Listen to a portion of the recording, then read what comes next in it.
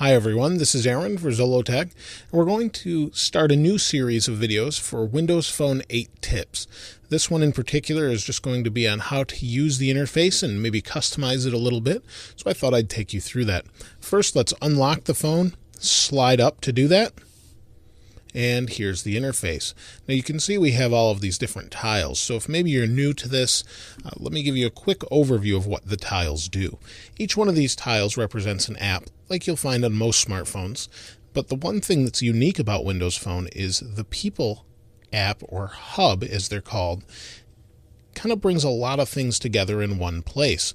So you have people on Facebook, LinkedIn, you can add Twitter, and a couple other things, Microsoft accounts, and hopefully some new things in the future that bring everything into one hub. So if I tap on this and open it up, there's a lot of different things that'll show up here that are regarding or related to me and my Facebook feed, things like that. So it makes it really nice to see everything in one place. So you can see once I tapped an app, I can tap the Windows button or Start button to go back. I can also hit the back button. So if we go here, we can go back and it brings me back. Real simple. Now you can see there's different tiles here, and maybe we want to move those around. So we have the People tile, maybe we want to move it up here. So we tap and hold, it pops out, we can slide it up here, tap it again, it kind of locks down in place, and you can see we can move them in half increments. So tap and hold the messaging hub here, slide it down, tap. Or we could move both at once. We can move that down, tap, and it locks into place. Now you can see I have smaller tiles as well, and as long as you have Windows Phone 8, this will be true for you as far as resizing these. So you can see this is the store. Maybe I want to make the store bigger. I have this little arrow here, made it bigger or smaller. Now with certain tiles we can make them huge, so we can make that one smaller, bigger, so full screen or kind of 2 tiles, or bring it back to where it was. We also have the option to delete a tile, so maybe we don't want the NFL mobile here right now. We tap and hold, we can hit this little thing here and it goes away. Maybe I don't want this one either, goes away, and maybe not this one, and then this one I'll make a little bit bigger, and there we go.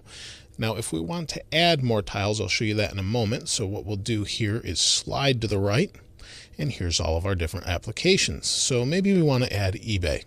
Tap and hold, and we have a couple different options. We can pin to start, which is what we want to do, and you can see the rest here. Pin to start goes down to the bottom, and then you can slide it up to the rest, just like the others. So you have all these different options for the home screen, but maybe you don't like this color and you want to change the color. Well, we can do that in settings, so we can slide down to settings. Now, if you have a lot of different applications here, you'll actually see a letter show up. So you'll have these grouped by letter. So M for maps, messaging, etc. You'll be able to tap the letter. It'll show you all the letters, hit the letter you want, and it quickly brings to where you're going. So we'll go into settings, and then we have theme. Currently, we're on the Cobalt theme, and we can change it from dark to light. So if I change it to light, the background goes light. You can see the white balance just changed on the camera probably. Go back to dark, and then we can change our theme altogether. So maybe we want the tiles to be, I guess this orange color, or amber as it's called. Now they're all amber. So we can change this based on our mood, season, whatever, but they stick to all the different tiles. There are different ones like Xbox that will be a different color. But that's mostly up to the creator of that application. So since I kind of like the cobalt, I'll change it back here. So we'll go back to our theme. And I think this was cobalt. Yeah, that's cobalt.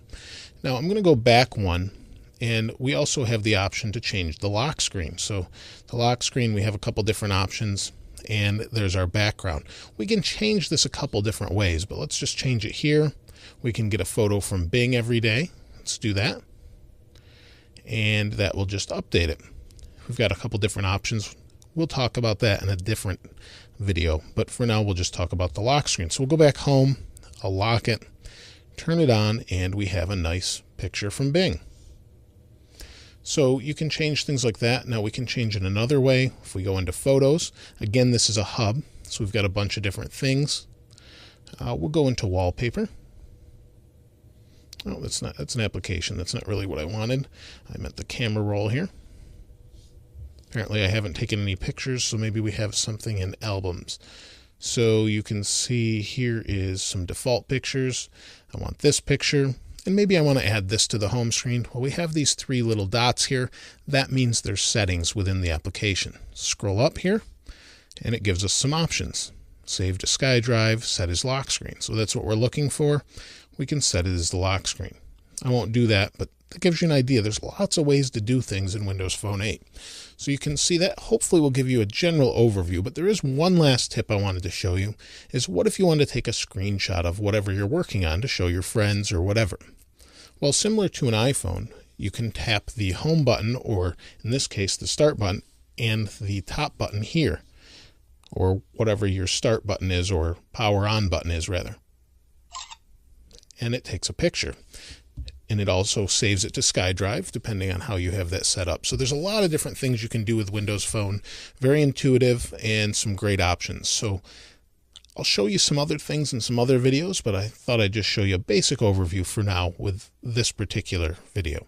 If you have any questions or comments, please place those in the comments below. As always, thanks for watching. This is Aaron. I'll see you next time.